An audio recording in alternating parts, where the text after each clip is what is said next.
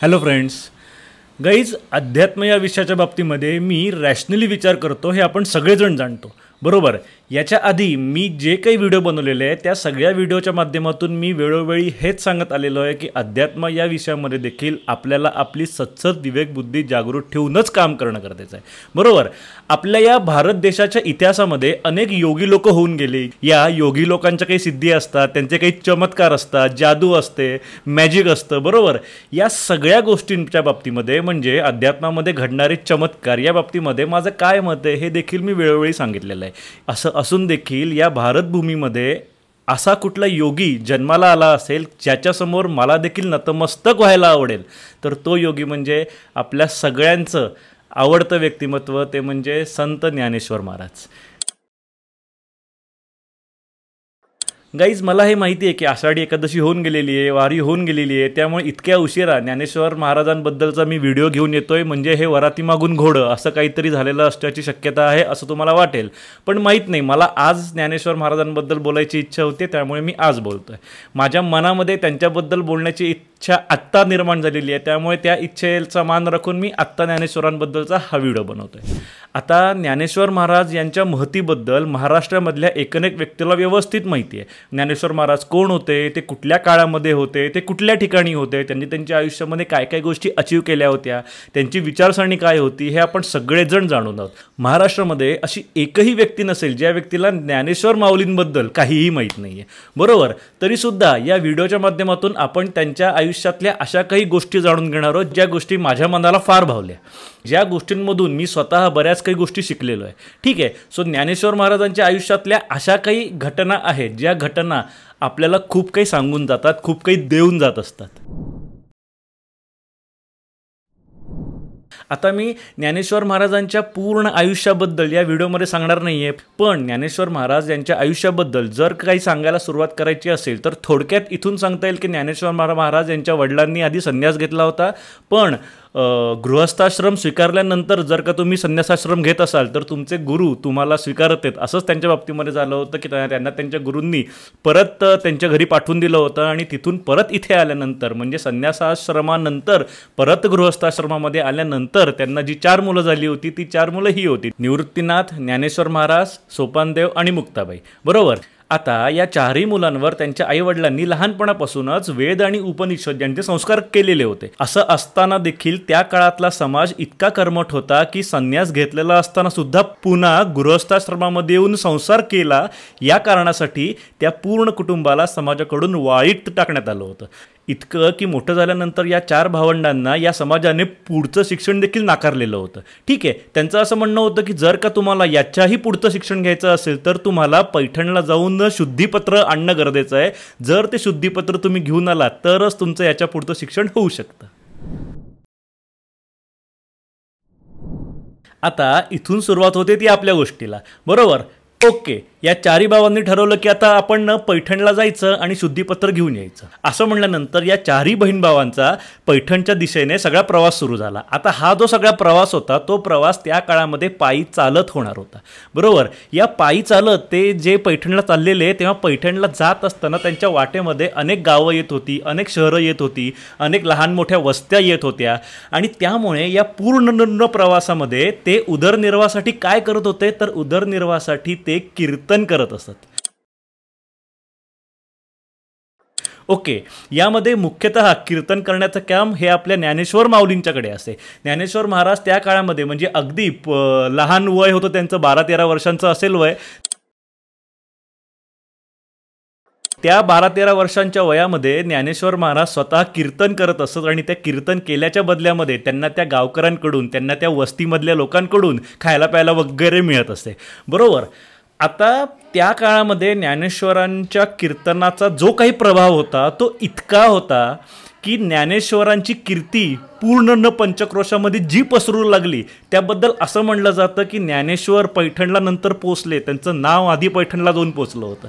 ठीक आहे. ज्ञानेश्वर महाराज पैठणला पोचायच्या सुद्धा आधी पैठणमधल्या लोकांना हे माहिती होतं की अशी कुठली तरी व्यक्ती आपल्या इथे येते, 4 बहीण भाऊ आहेत आणि ते आपल्या इथं येतात आणि त्यांचं असं असं काम आहे आणि ही 4ही भावंड अत्यंत प्रभावशाली आहेत. ठीक आहे, हे जेव्हा त्यांना कळलं तेव्हा त्यांच्या लक्षामध्ये आलं की आता आपल्यासमोर जे काही वाढून ठेवलंय त्याला बहुतेक आपल्या सगळ्यांना मिळून तोंड देणं गरजेचं आहे, कारण या 4 मुलांना केवळ एखाद दुसरी व्यक्ती फेस करू शकेल याची गॅरंटी नाही.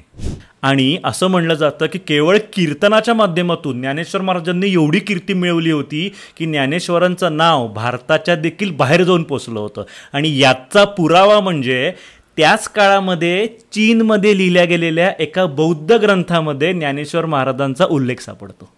ठीक आहे, त्याचबरोबर ज्ञानेश्वर महाराजांची कीर्ती ही पूर्ण भारतामध्ये पसरलेली असल्यामुळे त्या काळात भारतामध्ये नावारूपाला आलेला एक हठयोगी, तो म्हणजे चांगदेव, यांच्यापर्यंत जाऊन देखील ज्ञानेश्वर महाराजांची कीर्ती पोचली.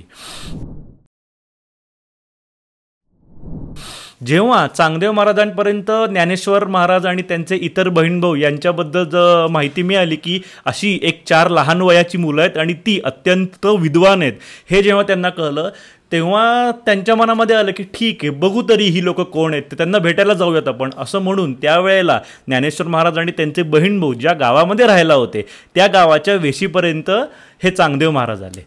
बरोबर, चांगदेव महाराज आले, तिथून त्यांना निरोप पाठवला की मी असा तुमच्या भेटीसाठी आलेलो आहे, तर मला भेटायला या म्हणून. ज्ञानेश्वर महाराज म्हणले ठीक आहे, म्हणून ज्ञानेश्वर महाराज त्यांच्या बहीण भावांबरोबर चांगदेवांना भेटायला गेले.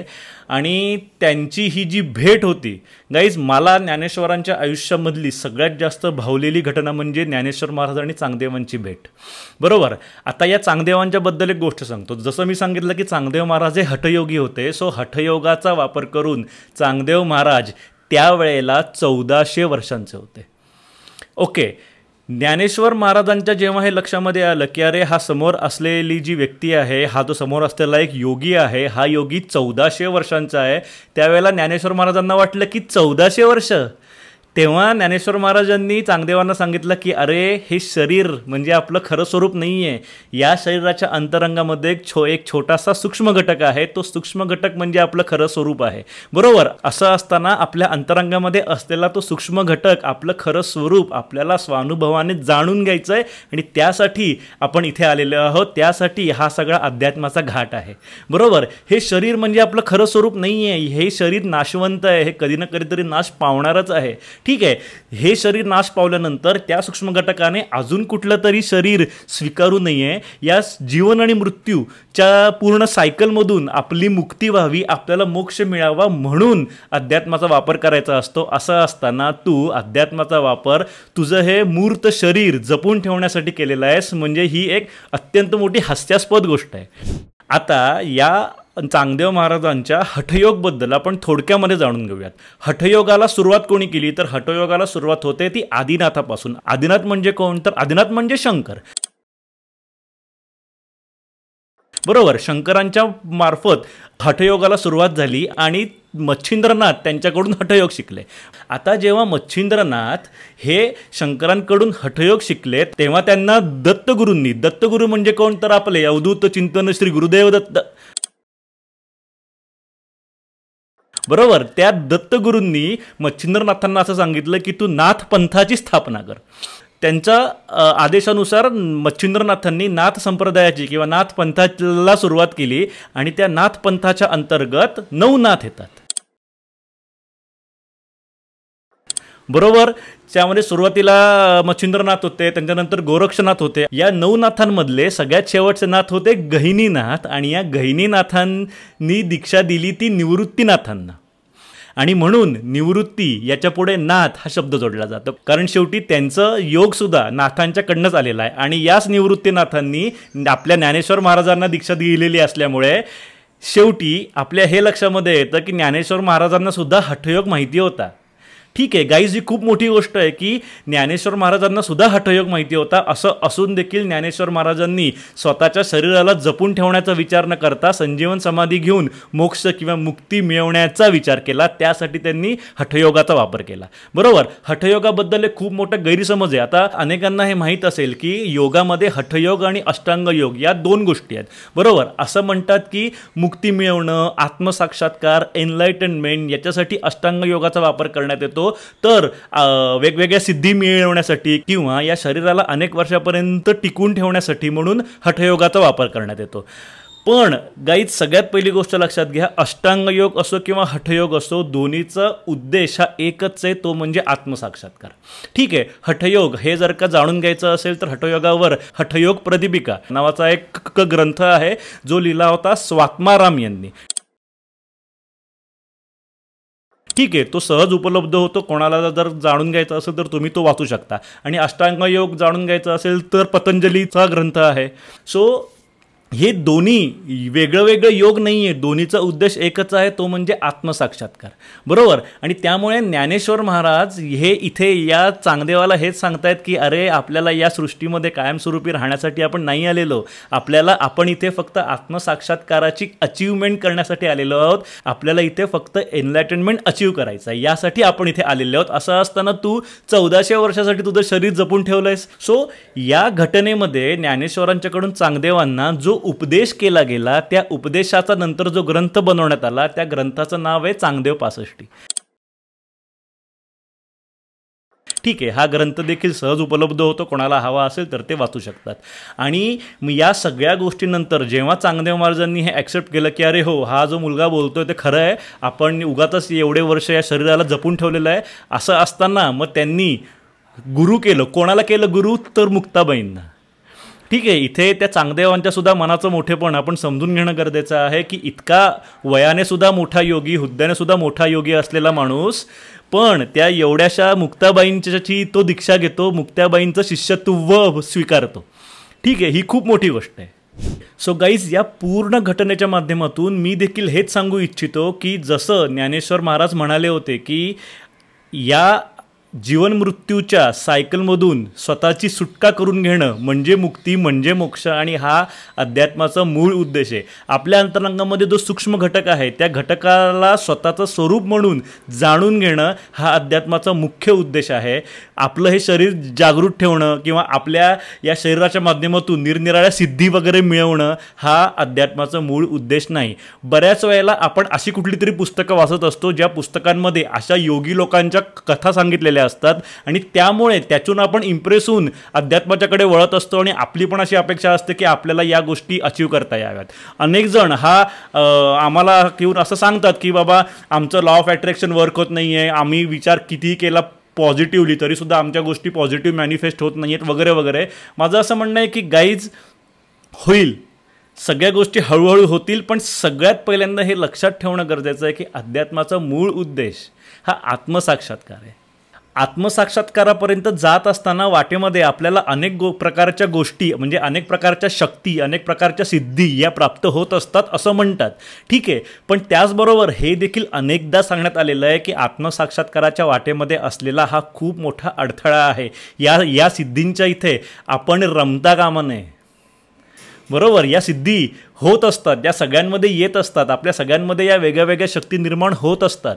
ठीक आहे, पण त्या बाबतीमध्ये आपण तिथेच अडकून राहता कामा नाही आहे, कारण जसं त्यांनी सांगितलं तसंच मी देखील सांगतो की आत्मसाक्षात्कार हा अध्यात्माचा मूळ उद्देश आहे. सेल्फ रिअलायझेशन, स्वतःचं खरं स्वरूप काय आहे, आपण कोण आहोत, मी कोण आहे, याचं उत्तर मिळवणं हा अध्यात्माचा मूळ उद्देश आहे. ठीक आहे गाईज, जर माझे याच्या आधीचे सगळे व्हिडिओ जर कोणी पाहिले असतील तर तुमच्या लक्षात असेल की सगळ्यात जो फर्स्ट व्हिडिओ होता त्या व्हिडिओमध्ये मी हे सांगितलं होतं की अध्यात्माचा मूळ उद्देश काय आहे, तर स्वतःचं खरं स्वरूप ओळखणं हा अध्यात्माचा मूळ उद्देश आहे. आणि असं म्हणतात की ज्ञानेश्वर महाराजांना देखील त्यांच्या आयुष्यामध्ये आत्मसाक्षात्काराचा अनुभव आला होता.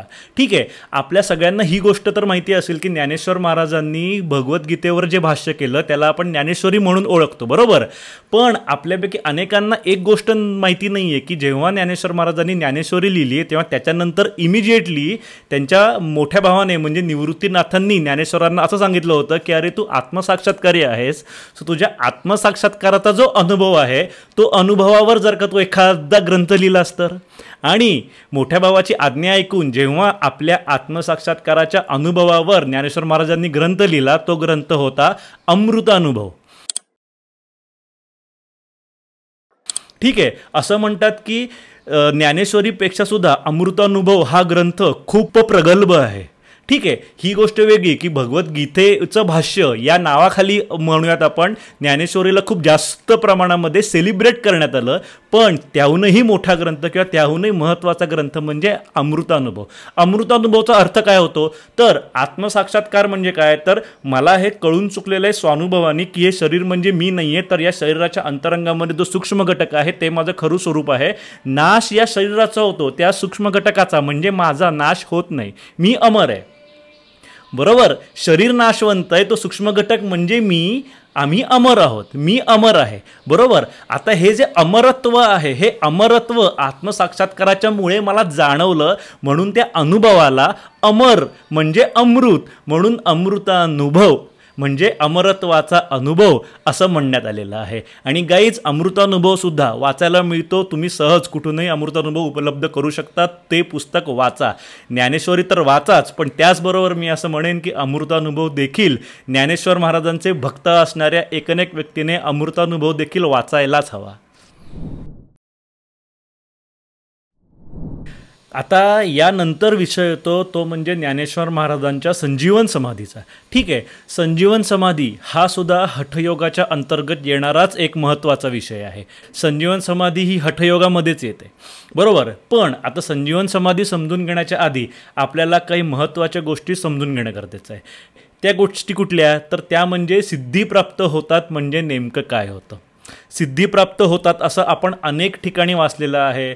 अनेक योग विषयी संबंधाच्या पुस्तकामध्येच आपण हे वाचलेलं आहे की बाबा योगी व्यक्ती ज्या असतात, ज्या योगी व्यक्तींना एका विशिष्ट लेवलपर्यंत पोहोचल्यानंतर सिद्धी प्राप्त होतात. आता या सिद्धी म्हणजे काय असतं, तर आपल्याकडे ज्या अष्टसिद्धी सांगितल्यात खरंच त्या सिद्धी आहेत का, खरंच अशा सिद्धी असतात का, की सिद्धी म्हणजे काही वेगळं पण फक्त मर्यादेमध्ये असलेल्या काही गोष्टी असतात, हे आता आपण समजून घेऊयात. मला सांगा की मी जर तुम्हाला एखादं सफरचंद दिलं आणि तुम्हाला असं म्हणालो की त्या सफरचंदाचं माणसामध्ये रूपांतर करून दाखवा, तर तुम्ही करू शकता का? तुमच्यापैकी अनेकांच्या मनामध्ये येईल की असं कसं होईल, सफरचंदाचं माणसामध्ये रूपांतर मी करू शकतो. फक्त मी नाही, तुम्हीसुद्धा करू शकता. असं माहिती आहे, ते सफरचंद घ्यायचं आणि खायचं. बरोबर, आपण जेव्हा सफरचंद खातो तेव्हा त्या सफरचंदाचं जे डायजेशन होतं, डायजेशन नंतर सफरचंदाचं रक्त होतं, सफरचंदाची हाडं होतात, मांस होतं, फॅट्स होतात वगैरे वगैरे. बरोबर, म्हणजे इनडायरेक्टली आपण असंच म्हणतो की त्या सफरचंदाचं माणसामध्ये रूपांतर झालं. बरोबर, आता जर मी हे तुम्हाला म्हणालो की तुम्ही हे कॉन्शियसली करू शकता का, तर तुम्ही काय म्हणाल? ज्या अर्थी आपलं शरीर सफरचंदाचं माणसामध्ये रूपांतर करतं किंवा सफरचंदाचं मानवी शरीराच्या वेगवेगळ्या एलिमेंट्समध्ये रूपांतर करतं, त्या अर्थी ते रूपांतर कसं करायचं हे आपल्याला माहिती आहे. त्याचा डाटा, ती सगळी माहिती आपल्या शरीरामध्ये उपलब्ध आहे. त्याशिवाय का आपलं शरीर त्याचं या सगळ्या गोष्टी करू शकतं आहे. बरोबर, सो मी जर का आता असं म्हणालो की एखाद्या सफरचंदाचं किंवा कुठल्याही खाल्लेल्या गोष्टीचं रक्तामध्ये, बाकीचे एलिमेंट जाऊ देत, जर का मी असं म्हणलो की एखाद्या सफरचंदाचं रक्तामध्ये रूपांतर करून दाखवा, तर आपल्याला करता येईल का? आपण मॅक्स काय करू शकतो, आपण मॅक्स त्या सफरचंदाचा ज्यूस करू शकतो. त्याच्यापेक्षा बारीक किंवा त्याच्यापेक्षा त्याचं वेगळं काहीतरी रूप आपल्याला करता येणं शक्य आहे का? मग जर ती इन्फॉर्मेशन आपल्यामध्ये आहे, जर ती माहिती या शरीरामध्ये आहे, ज्या अर्थी आपलं शरीर ही क्रिया रोज करतोय, त्याचा अर्थ असा होतो की त्याची माहिती आपल्या या शरीरामध्ये, आपल्या इथे कुठेतरी ती माहिती आहे, अस्तित्वात आहे. फक्त फरक हा आहे की आपल्याला ती माहिती कॉन्शियसली ॲक्सेस करता येत नाही आहे, आपल्याला तो डाटा कॉन्शियसली ॲक्सेस करता येत नाही आहे. म्हणजे ज्या गोष्टी हे शरीर सबकॉन्शियसली करतं किंवा अनकॉन्शियसली करतं, त्याच गोष्टी आपण कॉन्शियसली नाही करू शकत आहोत.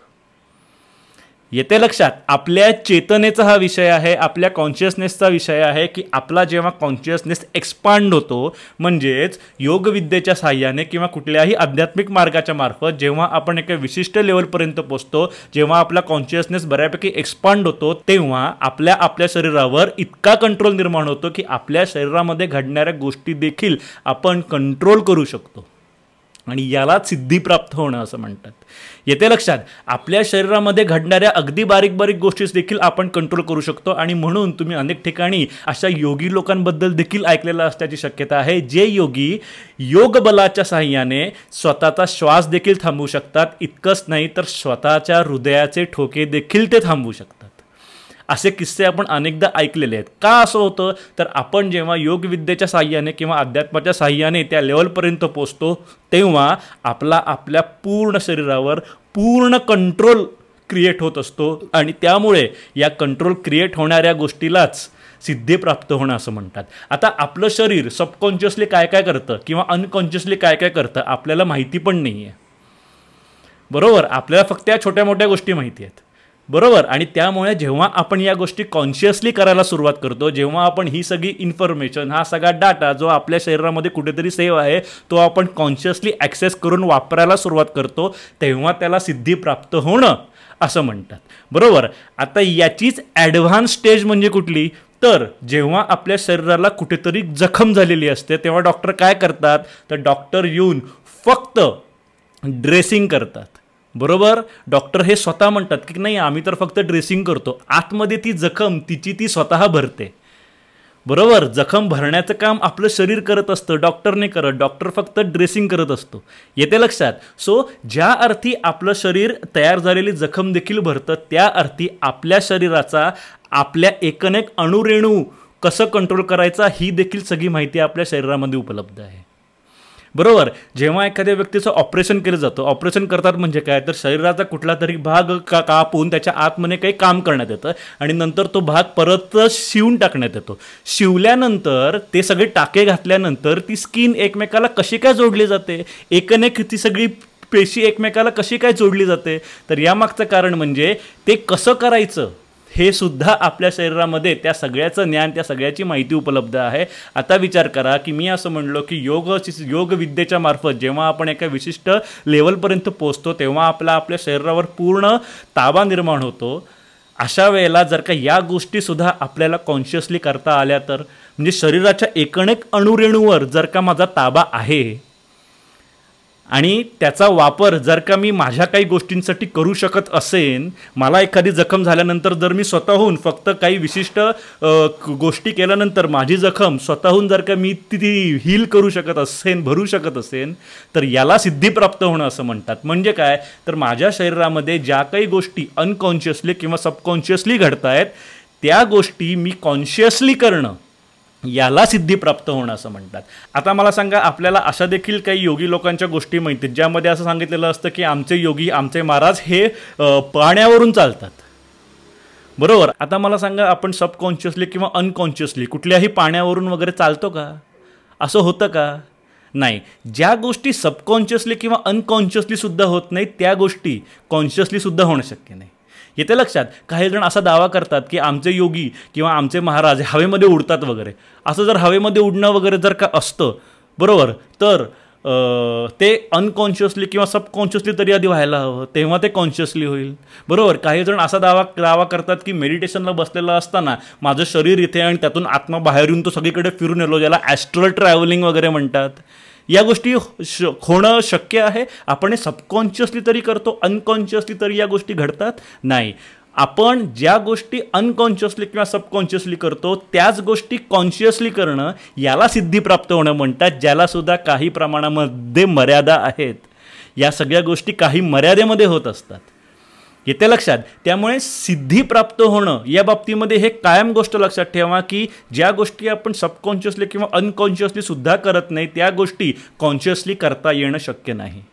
आणि आता या ज्या अष्टसिद्धी आहेत त्या अष्टसिद्धीचा या सगळ्या थेअरीनुसार तुम्ही स्वतः विचार करून बघा की खरंच त्या अष्टसिद्धी म्हणजे काय काय आहेत आणि आपण त्या गोष्टी सबकॉन्शियसली तरी करत असतो का ह्याचा विचार करून बघा. तुम्हाला कळेल की त्यातल्या कितपत गोष्टी खऱ्या आहेत, कितपत गोष्टी खोट्या आहेत, ते आपल्याला बरोबर लक्षामध्ये येईल. येते लक्षात.